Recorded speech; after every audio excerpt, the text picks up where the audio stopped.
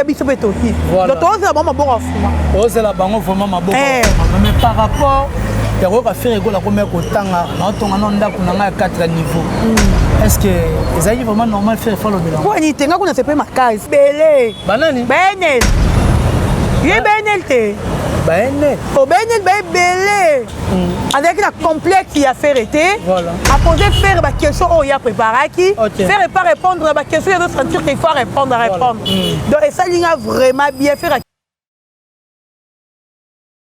Partout dans le monde entier, votre chaîne que vous aimez beaucoup, Concept Touch TV, Otolobaka Vite Wapi, oui, mais la rabino banalise bien l'émission qui toko au mission la mini kotala avec votre humble serviteur héritier Iboula. Mouya Kanabango Nyoso, en tout cas, Azawana Mobimba Yem Talinga Kosepeli Sabino, Nabagolo, Nabagadator, Bandeko Nyoso, Balinga héritier Iboula, en tout cas, bo aimer des missions, bo partager, bo s'abonner, et que ça là. Président ko sala poste ya chaîne Oyo Audace Milando kitoko na elengi motema ya mama Afi Milando kitoko. Merci beaucoup na bandeko ya FG fan soutien monde o baza toujours fidèle na héritier Iboula Mouyaka na bango nyonso Jean-Paul Binda Mastaki balobi Shérif Kachiko l'image de la terre Mami Ekenga Senga la Césarine la Gauloise boza tellement belle foursi kabessa wana FG fan soutien monde bango bazaka monde entier pour na mukete bango ba soutenir pe héritier Iboula balingaka mingi l'artiste na biso Frère Egola. Aujourd'hui moi héritier Iboula je reçois pour vous Dorcas Bolokoko concert autorosoane to robetane ma solo eza koleka surtout na culture na biso oko tokoti ko ignorer que je le dis directement. Bonjour Dorcas Bolokoko. Bonjour Dorcas Bolokoko. Bonjour héritier Iboula, bonjour na batutu balinga nga mingi bafani nga bagolois na bagoloises les abakuko na lingi bino petelma bonjour à champion Wadol 1 million de fois à Claude Elifé Bakwenou bonjour aussi à Emma Capital et tout puissant Moutima Chamba Capital Jaïdet bonjour à Fanny Tson Neboka pourquoi pas aussi à Walance Makende. Voilà donc c'est boloko ko tozana makambo yo kende kitoko très très bien très bien très bien non c'est que bien vous savez que bien ça le peut kende kitoko et que kitoko malgré ba biso na zonga na repos mais na limite ba besoin na repos limite mais la santé n'a pas de prix vraiment si on monite santé pas il faut rotika quand même bon tozana awa toka yiwo mama chaka utekotika biso ça la peut battre moi passe pas na yo pour récupérer ton nini to yamba ton non et ça là tellement pas sur bovandika bon amutabeli mama chaka kufili wa moko ya brisque na kanif ne grand sœur na kufara ba lali la mukite na tongo donc mama chaka ndenge moko boyeba kiteke mama chaka banda obela boyeba que mama chaka va normal brusquement ka mama chaka a kufi donc ça fait tellement mal et ça là qui vraiment pas si mais choix exact ton di makarisa mais choix exact bon di marato moni absence ya babakuku bazomona na te bino ozaka babakuku oh biso toza neti ngambo na zara wana ne biso lelo ni no bi lelo na ok kuna le roi mam sazoya non ne mam sazoya non non na kendaka déjà nga tiché na ba image na ya mama chako ze be na kendaka donc comme na informa qui peut babakuku lelo mam sazola wana pour soutenir mam parce que moni ba tebele depuis matin mam se kenda fu bakangela kanda ba inai ba comédien parce que ba comédien misusu tellement bazaka ba lokoso na ba to soki balingaka sila bomela bango bantaba e abomela bango to be biloko nini na ebitelo nga sila sala bango parce que le roi sila sala ngote bakanga kanda peut-être si la royana ba ko basa ba biloko moi bien donc biso photo za on pour redémarrer bango toi et bon c'est bon voilà merci beaucoup en tout cas Dorcas Bolokoko tout le monde a eu sortie médiatique qui a fait rigola au fait rigola zaki na émission avec Charlie Prince émission moko bandeko batali pi ba sepeli na habité pa na yo oyamba ki yango na émission aujourd'hui belle émission je sais pas si on a le blindé d'abord na betona maboko bravo à Charlie Prince ngana linga boye journaliste sans complexe autour na faire ba question bonisaki donc on a complexe à faire était au bang à faire était faire peur bang à péter bon ba journaliste complexe ne ba belé yebité ba enel ba belé banani ba enel ye benel te baene o baene belé ba journaliste a complexé le gars va foutre quoi poser question té ba belé baene ba belé ce que le sénat bien Charlie Prince avec la complexe il a fait arrêter a poser faire ba question oh il a préparé qui faire pas répondre à ba question il doit sentir qu'il faut répondre donc et ça il a vraiment bien fait à qui la question mon côté et ça vraiment très très belle mission voilà donc ben mission bonne toi on a besoin ba journée de la service na ba grand musicien mais est-ce que aujourd'hui on pourrait dire que notre frère Ego là l'émission na zaki na attitude irresponsable oui pourquoi pas d'abord à l'attaque il nous bien comme de responsable très très bien même pas poser comment faire papa Hervé au goût baby quand elle est ba golois le couteau va être ferré non très posé aza JTT alors ba mambo eze uta na mutuna et alors et puis faire mambo a na connaissance na o yemo yebi to boy ba miliso ba yakana ba ozo émission o lolo ba makambo yo mo ozo na connaissance na ngo mais o ba mambo yo mo yebi angote ozo moni me faire o lo ba so la vidéo na ye émission na ye aza besoin bato ba rotika la balanda qui va retenir quelque chose parce que ba milité ba ba éducateur de masse beaucoup de gens ba ba côté o moni ba te belé ba angote donc faire aza na éducateur de masse erazo le kana émission il faut bato ba landi ba retenir quelque chose. Qu'est-ce que faire Ego a dit? Faire Ego a poussé biso salanine. Faire Ego a poussé biso to avancer to zonga sima. Donc ba tikali nango. Yango le faire Ego a salaki. Et salaki vraiment bien à répondre à ma question tout. Azala qui posait, à JTT, à d'autres tâtonner dans ma lobanette que ngai na te. Babylon me Charlie prend sa bouma qui me fait à zone ici en haut. On t'a dit on te fait à zone saki. Voilà, faire à zone saki. Babylon me Charlie bouma faire à zone saki. Mais ce que t'as l'année fait Ego la lobby dit par rapport ya nenga be sel ne ba finga kaye ba ni tout et tout. Ya ronga pe déjà na lobby. Cette fois-ci boula. Il mino so bo le battant tout kana ifi na basi ba tout ba défendre affaire to dara 3 hein. Abela pour raconter Abela moi si. Abela boaya, alors moi si. Abela boaya Nancy ba fait le vinga. En tout cas cette fois-ci, yo moi na moto za makole kuba zo te kuba. Yo ya ko ça la critique na on a fait Ego là. Parce que yaka to zele maboko fumama. Parce que ngana lobi so na moni, ngani ko ele na butute. Ba ele na moni. Na moyi. Parce que na moyi na bitumba en tout cas na très brutal to bunda. Na butuni na kokati na bela nzambe do ilanga na moyi so na niveau inteto fin en internet tout vraiment j'assume na loba ko banda lobi na bina ndimi ko comme impoli pour faire Ego là oh oui c'est le babu maman nandimi pena ko comme impoli pour faire Ego là donc muto yo finga faire Ego là non finge makas oh makas comment mutebi fin en internet azat on na banga muto azate tem to yo eibu azate mutebi fin na tebe sika na la na lire na mela azate donc na muto banga na internet ité donc c'est aussi muto te mindu bito to te mindu oya yo lo ba ebi na ko muté ma passe et ça fait ça ma bé ba les affaires ni ba finga ra wana doit déranger papa on veut quand même aza muto ana ba kilama il ko abiso ko finga tous les jours et ça bien té.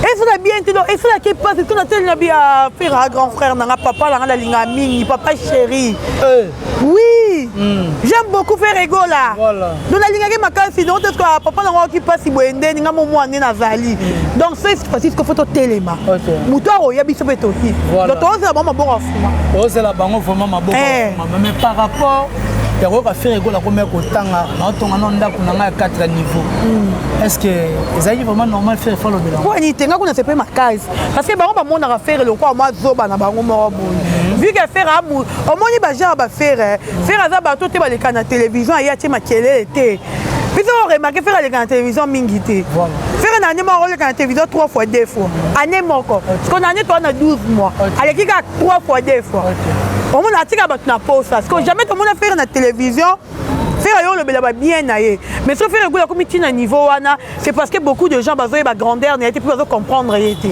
ozo mona faire asa déjà grand et au moins yo za no le pamba on les qui la télévision pour la dénigrer que faire Ego tu n'as rien donc on va de raison à yo te déranger oui ko déranger yo mona comme tina niveau ya ko le kaye moko oui ba finga ke bongo dans la réserve ayete dans ni bobo mais faire Ego la ork biso tout yebi et mérite ma ya lorsque je sali a yebi sanga lo bingana faire to somanda comme kolomoko abi faire abi est-ce qu'il a faire ba yeba na wana bon somba ndeko pa mutu moko po bandeko émérite malosi na faire egole ekangama ayibi asomba mokolo moko abi ndeko ni ezalaka ya faire abimisa mbongo na misu na nga asomba ndako wana parce que faire amoni trop c'est trop na lokomi ya niveau le temps bino bofinga ye le temps booloba mabe mpo na ye le temps boosaba critique mpo na ye yesko wana temps na bino ti ya na temps aobongisa venir a bana ye omoni lo tokendaka inde étoile bana papa ya papa nani lwambo si bazodondoka na inde étoile faire egola futaka na inde étoile bano bayambo banana te papa banga bongisaka déjà venir atemisa bango eloko ya monene parce que yango faire asala il faut kobongisa venir a bana ateke toleki na côté chanik wana nzela mai tomoni ndako moko lokola bikoki oyo ndako ya musicien musicien mpe nini international ta niveau donc yo musicien international na ndako ya bikoki kota mai ya soni abo ofingi faire egola soki mpe local mais faire a local aotonga aotonganga kuna aza besoin ya ibula moko mosusu papa va permettre biso tokende na bandako wana tosala bavideo nakomi na posa yango bakufa te kokufa en tout cas ibula bakufa te kokufa nga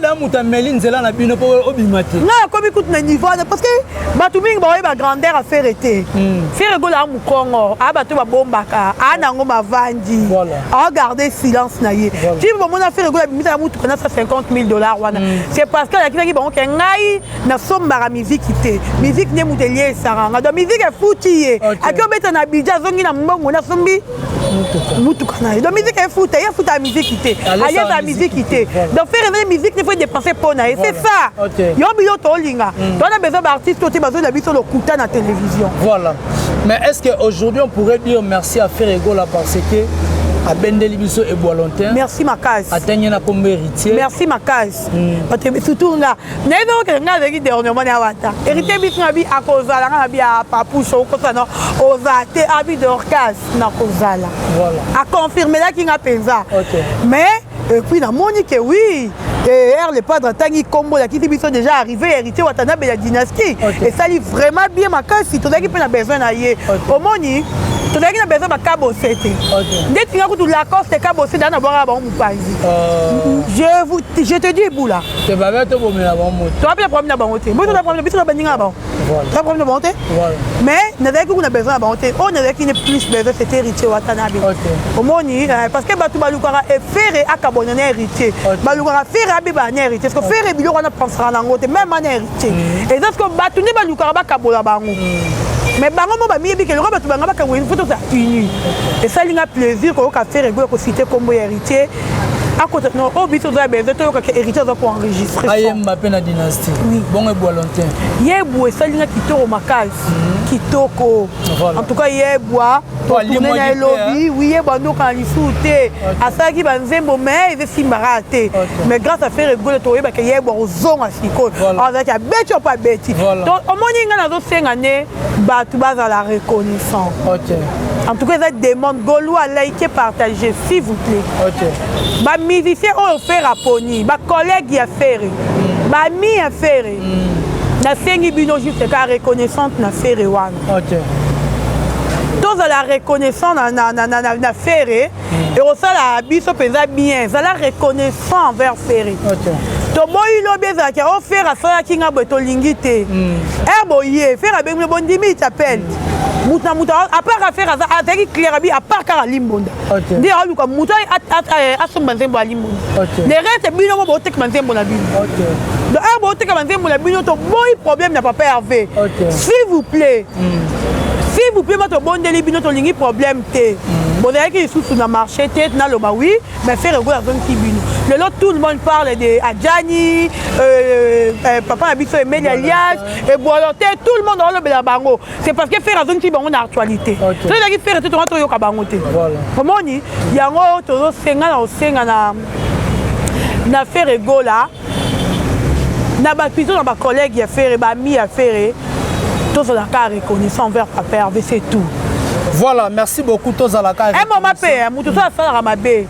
Ce qui bon nga mama bisanga lobi d'orcas mutaro salo 1000 mabe bayo chudi ata 1 million de mabe mais mukolo sa eloka bola moko bola muna yebona ka moko ezip mabana ni OK comme bola mo faire asali bango ezip mabe ya fero bango ba yebaka yango na osenga. Voilà, merci beaucoup to ko tenir vraiment na sous émission na biso par rapport ya l'état de santé aussi à notre concert Bolokoko na pesi frère na biso Rachidou frère na biso Rachidou olanda biso na pesi mbote frère Rachidou na pesi mbote na yo na mo le soute ya azana ye donc kasi Bolokoko question na nga suka bato bele ba traitaka yo baloba moko muzala lokolo za gauloise nyebo za la gauloise ba mo za la lembi oyebi ni ava na lebele donc ça libre non bon on va comprendre la biso te au moins un moment nga dans la chaîne nanga mais vu que je n'ai pas de matériel moyen na faire maman tout ces actes moni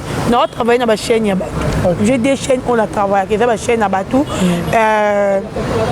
mon colo chaîne et bien que oui je défends Ferry mais un moment et senga on a mis peu muta Ferry non tout ne peut pas question ngambouane c'est pas dire que je suis contre Ferry j'aime beaucoup Ferrygo on a ba que Ferrygo la za goût ba tu vas comprendre que Ferry a goût Ferrygo la za a goût Ferrygo la goût non et Ferrygo la ba go na ba golois na ba ku bois goût ah zambi bon les lisaka ba tu boza ka goût. Voilà. Donc je ne suis pas contre Ferrygo là. Je suis gauloise via ma case. Une question on a posé, une question il y a Arthur Rigen sans peur homme vrai depuis en tout cas Arthur Rigen loin de là, je suis gauloise à ma case. Ma case dobi mo boyebi. Voilà. Na roma obunda bitumba mususu. Tara mingo lo bezate nga papa kelinga bambasu pona Ferrygo là. Depuis la bande musala nanga oyo ti lelo bande na zongi caméra bazonga ti na makolo depuis la bande musala nanga nani na lati sapatu te depuis na zongi musala o lata sapatu ndeni j'ai fait plus de 6 ans d'internet non na maladie te non nous na ça plutôt 3 ans na sala qui 2 ans plutôt 3-4 ans parce que depuis que j'ai commencé à défendre faire 2 ans déjà non na maladie te mais depuis que bando défendre faire maladie bando ya donc mingo le bezate santé quand même que déranger vu que je suis combattu na bateau je défends Ferrygo là je suis Ferrygo là je suis gauloise peu importe na toujours gauloise bon comprenez ka na papa nani Rigen Arthur Rigen sans peur moi bazarana Louda Chris Arthur Rigen sa père bazarana Louda Chris donc botine de la matériel bo sepena voilà demande na fengi bango. OK merci beaucoup to comme na sous émission ba remerciement na batino so bala merci d'abord na les pas de très belle émission merci aussi à Charlie Prince merci na batutu balinga d'orchas Bolokoko merci na ba fan nanga les abakuko le gaulois et gauloise et gladiateur merci na bino merci à champion Wadol 1 million de fois merci à Wallon c'est Makengele Papi Sapo chef de ville pourquoi pas aussi à Exode mon caméraman merci Naye merci à Mouzé merci à Batutu Balinga Bolokoko à toute la famille Bolokoko je vous aime tellement que le bon Dieu vous bénisse bye bye. Voilà merci beaucoup c'était là notre concert d'orchestre Bolokoko Otomega Kopache na etoko panza par rapport il y a culture il y a mboka na iso donc là directement je dis merci beaucoup à Louda Chris fil à l'aspect des États-Unis pourquoi pas à Lucas Chiquito le patron silencieux merci beaucoup et plutôt mon thème ya Ariane à la chocoline la douce merci beaucoup à Jofis papa social nzungu ya men mon thème ya Ritela cadette nzungu ya men pourquoi pas à acteur Rigen sans peur homme vrai merci beaucoup à Papier Kofo depuis Turquie merci beaucoup à Nabosa nanga kombo na donc Audrey Notifo dans les camps pétroliers olinga ko bimate mokola lelo tuko bimika merci beaucoup à Audace Milando motema ya mama Afi Milando bandeko nyonso balinga kerise yibula d'être lobaka souvent to monani soti nzambe azongi na mitepe